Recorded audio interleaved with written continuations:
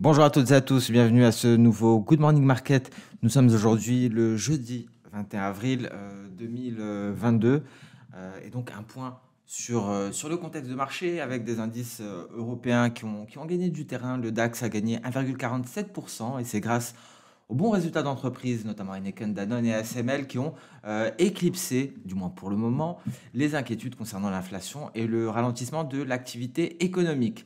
Alors, on a pris connaissance également de commentaires assez hawkish de membres de la Banque Centrale Européenne, ce qui a soutenu l'euro. Du côté de la Réserve fédérale américaine, Daly s'est exprimé de la même manière, de manière plutôt hawkish.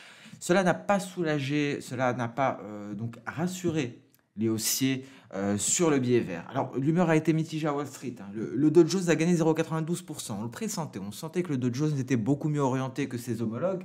D'un autre côté, le S&P 500 grappille 0,25% et le Nasdaq chute de 0,84% après une série de résultats trimestriels plutôt mitigés, dont notamment Netflix.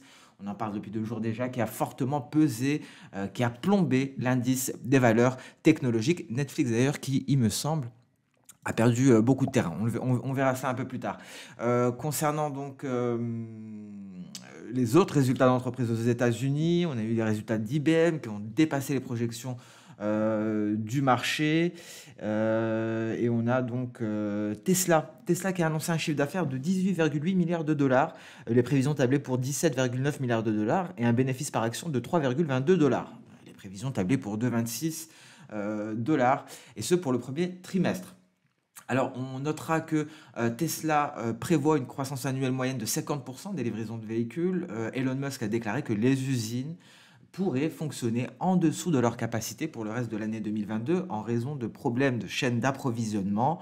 On notera tout de même que l'action a gagné 5% après la clôture du marché. À noter également en Allemagne l'inflation des prix à la production qui a atteint le niveau record de 30,9% en mars, tandis que les ventes de voitures dans l'Union européenne ont chuté de 20,5% par rapport à l'année précédente. En parlant d'inflation, cela me fait penser justement au débat. Malheureusement, pas un mot. Lorsqu'on a parlé du numérique, on s'est focalisé sur un Google européen. On est bien loin d'aborder l'industrie des crypto-monnaies et des technologies liées à la blockchain, malheureusement. C'était une petite parenthèse. On notera que le pétrole a évolué à la baisse malgré la forte diminution des stocks américains, des matières premières d'une manière générale, qui restent sous pression malgré un billet vert légèrement plus faible. Alors ceci étant dit, on peut passer sur le compartiment action avec les indices boursiers. Alors notez ici, on est en train de l'avoir ce signal. On a parlé de cette sortie de nuage. Vous voyez, hier la clôture s'est faite très précisément sur la SSB. Aujourd'hui, on est au-dessus, on est parti et on a évoqué le fait qu'effectivement, la lagging span a devant elle une énorme marge de manœuvre et donc ça semble plutôt positif. Maintenant, il faudra se hisser au-dessus des 14 900 points pour activer cette projection de soda qui pourrait nous mener aux portes des 16 000 points. Donc un scénario haussier en train de s'activer sur le DAX, on le verra aussi sur le Dow Jones, parce qu'on l'a dit, le Dow Jones avait de l'avance. En données H4, qu'en est-il? On a eu également donc ce franchissement du nuage H4, la validation est imminente. À 14 495, on va valider donc ce signal Ishimoku H4 et un signal Ishimoku journalier avec une lagging span qui a le champ libre. Attention tout de même, et ça c'est une précision importante, il sera très intéressant de noter l'interaction de la lagging span avec cette oblique baissière. C'est la borne inférieure, je vous le rappelle, du biseau d'élargissement que l'on avait constaté précédemment et qui a entraîné donc les cours en net repli. Donc il faut savoir que la lagging span interagit même avec ce qui est tracé sur les graphiques. Ça peut paraître assez étonnant, mais c'est le cas. On va peut-être pouvoir le constater. Donc prudence, aux alentours des 14 800 points, on pourra avoir un ralentissement de la dynamique. On passe sur le Nasdaq à présent. Vous voyez, le Nasdaq qui a le plus grand mal à trouver une direction. Et donc Netflix qui pèse lourdement. On est très loin d'avoir ici un signal. Il faut donc réussir à sortir du nuage. Malheureusement, au moment, si le Nasdaq parvient à sortir du nuage, à ce moment-là, la lagging span sera face à face, sera donc confrontée à des obstacles. Donc je pense que les perspectives ne sont pas très bonnes pour l'indice phare des valeurs technologiques.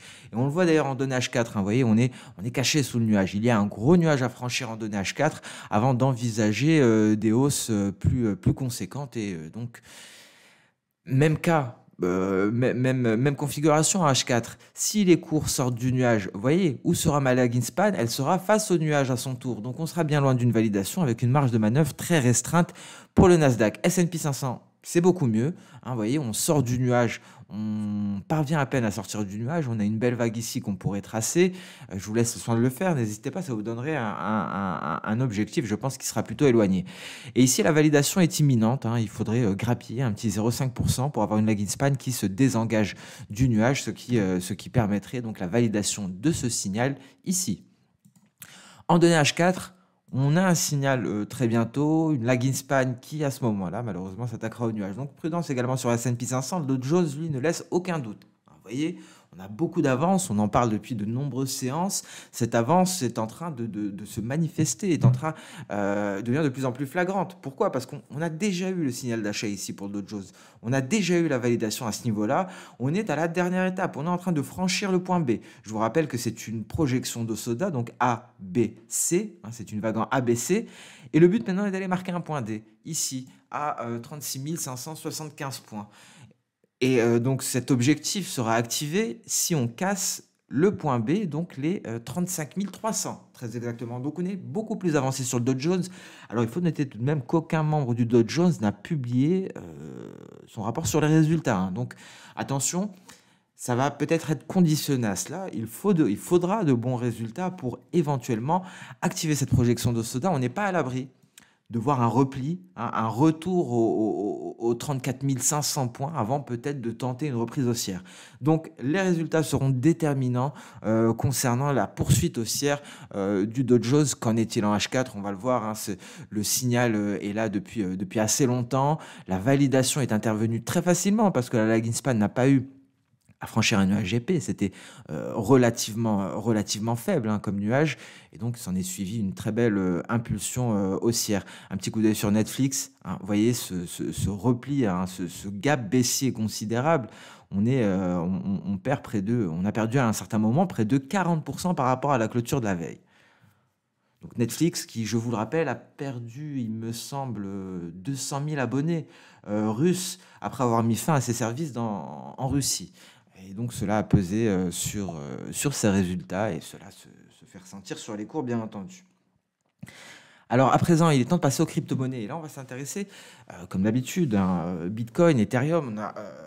On a récemment ajouté à notre revue du marché des crypto-monnaies Cardano et Polkadot.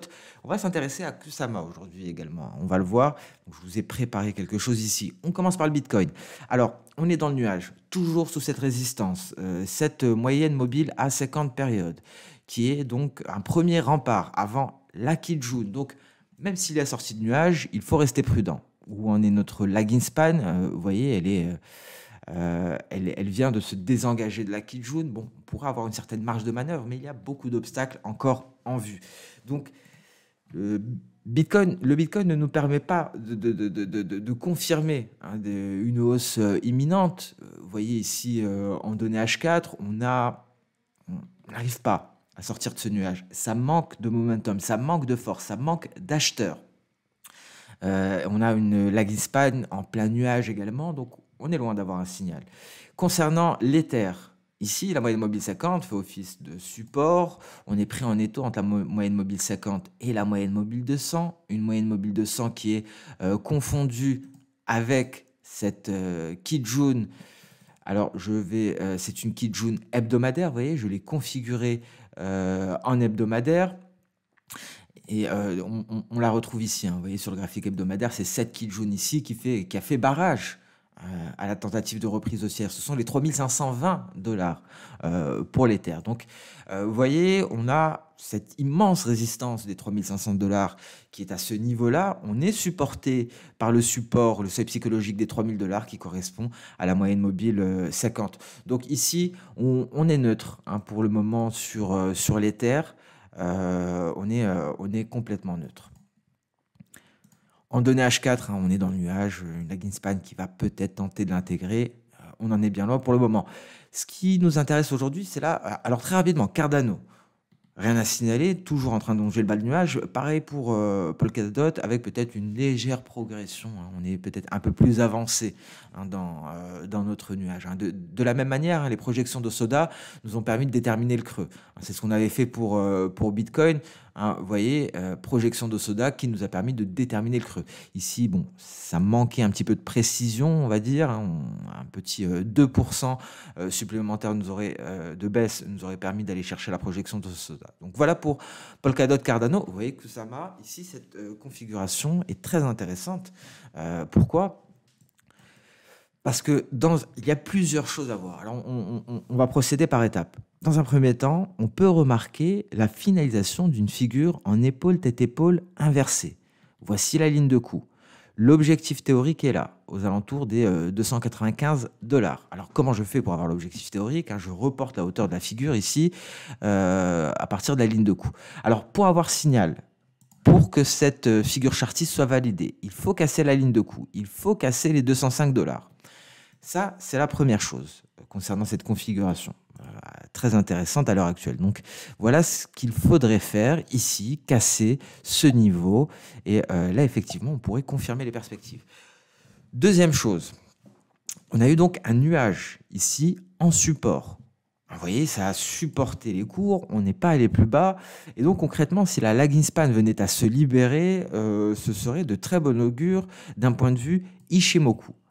Pour qu'elle se libère, il faut que les cours s'attaquent à la ligne de coup. Et ce qui est encore plus intéressant, à chaque fois que l'on s'intéresse, hein, comme vous le savez, à une épaule tête-épaule ou à une épaule tête-épaule inversée, hein, pour les auditeurs de longue date, à la sortie de la figure, on utilise la projection d'Osoda pour avoir un second objectif. Sauf que cette fois-ci, l'objectif, la projection d'Osoda, correspond très précisément à l'objectif théorique. Alors lorsque je vois des choses comme ça personnellement, ça me conforte, hein, dans ma vision, qu'elle soit haussière ou baissière. Ici, il y a plusieurs signaux, tout va dans le même sens. On a une figure chartiste qui nous donne une indication, il nous manque un dernier signal. On a une projection d'Osoda qui rejoint les informations qui nous sont données par la figure chartiste. Alors, est-ce que cela laisse présager un retour de la hausse sur les crypto-monnaies? Je n'en sais rien. En tout cas, ce qui est sûr, si Kusama va à l'objectif théorique, va à la projection d'Osoda, soyez sûr que le Bitcoin ne sera pas en train de baisser à ce moment-là. Ni l'Ether, ni Polkadot, ni Cardano, ni Binance, aucune crypto-monnaie ne se repliera, hein. Ça va aller dans le même sens. Donc, c'est peut-être une lueur d'espoir ici que j'ai trouvé, donc pour mon plus grand plaisir ce matin. On va suivre avec attention cette configuration chartiste, cette configuration Ishimoku, des configurations qui vont dans le même sens. On passe à présent sur le compartiment des matières premières. Alors ici, concernant le gold, on est en train d'effacer, hein, la petite hausse d'hier. On est à 1950 $ l'once, hein, vous voyez, d'un point de vue Ishimoku ici. Je commence à pressentir de plus en plus une baisse à ce niveau-là, parce que effectivement, si on sort du nuage par le bas, on a une grosse marge de manœuvre ici pour la lagging span, et qui pourrait, hein, d'un autre côté, franchir le nuage sans grande difficulté si elle venait à s'attaquer à cette zone ici qui est relativement faible. Donc prudence sur le gold, peut-être même ici une projection, hein, éventuellement d'Osoda. Vous voyez, si on la prend, on va le faire assez rapidement, mais je le fais avec des pincettes et je vais vous dire pourquoi. Ici, on pourra avoir donc une projection baissière, c'est une projection V, donc pour aller chercher 1921. Mais le problème, c'est qu'on pourra avoir la même chose dans l'autre sens. Vous voyez, ici, on pourra avoir éventuellement une vague de reprise aussi. Donc, bon, pour le moment, très difficile de trancher. Bien entendu, ce qui va être déterminant, c'est la cassure du point B de la vague baissière qui est ici, ou la cassure du point B de la vague haussière qui est à ce niveau-là. Donc on surveille également le gold. Concernant le pétrole WTI, vous voyez, hein, hier on s'est replié, on retrouve des couleurs aujourd'hui. Est-ce qu'on va s'attaquer peut-être à la Kijun? Il faut franchir la Kijun, il faut sortir du nuage par le haut en journalier. Mais en données H4, c'est un peu plus, les choses sont un peu plus claires. Peut-être une projection d'Osoda à ce niveau-là. La dynamique devrait se confirmer si on venait à passer au-dessus des 109 $ le baril. Le gaz naturel, vous voyez, comme on s'est échappé des sommets après avoir surpassé la projection d'Osoda, hein, on ne touche pas pour le moment, on attend que le marché nous dessine autre chose et avoir de nouvelles indications. Concernant le café, visiblement, Bon, pas grand-chose, hein, je le surveille encore tous les jours, mais je n'arrive pas à avoir de réelle direction à ce niveau-là. J'attendais un franchissement du nuage Ishimoku. Le nuage Ishimoku a fait office de résistance et là, on part dans le sens inverse. Donc, le café, pas grand-chose. On peut à présent passer sur le marché des changes avec le biais vert. Alors, voyez le biais vert, hein, qui marque une pause après avoir marqué, un sommet local. On va peut-être aller chercher la Kijun, parce qu'on est passé sous le seuil psychologique descend, donc un repli, plus conséquent est envisageable. Aller chercher la Kijun, ça permettra à la Greenspan peut-être d'aller revisiter ces obstacles-là. Donc bon, à voir. En tout cas, il y a des commentaires des membres de la BCE qui renforcent l'euro. Il y a un dollar qui est, en repli. Vous voyez, assez conséquent. Bien entendu, cela favorise la reprise de l'euro-dollar qui va aller chercher sa prochaine résistance à 1,0975. Donc, rien de très clair, hein, pour le moment sur l'euro-dollar, hein. On a parlé, hein, très régulièrement de ce que l'on attendait pour envisager une reprise haussière. Ici, peut-être le risque, hein, qu'il y avait pour l'euro, c'est le risque qu'il y a pour l'euro, c'est peut-être une élection de Marine Le Pen. Cela pourrait renvoyer l'euro-dollar à la parité, hein, donc c'est peut-être le risque. Il y a eu donc ces commentaires de la BCE qui soulagent. Il y a peut-être ce débat d'entre-deux tours qui soulage également les cambistes. Donc, bon, pas grand-chose pour le moment sur l'euro-dollar. On va attendre d'y voir un peu plus clair dans les prochains jours. Et sur ce, on va mettre un terme à ce nouveau Good Morning Market. Merci à toutes et à tous pour votre fidélité. Je vous souhaite donc une très bonne journée, une excellente séance de trading et je vous donne rendez-vous à demain pour la dernière séance de la semaine. Demain qui sera une séance marquée par les chiffres PMI flash pour la France et pour l'Allemagne. Donc ce sera le rendez-vous de la matinée. On en parlera plus dans le détail demain. Merci à toutes et à tous, très bonne journée et à demain. Au revoir.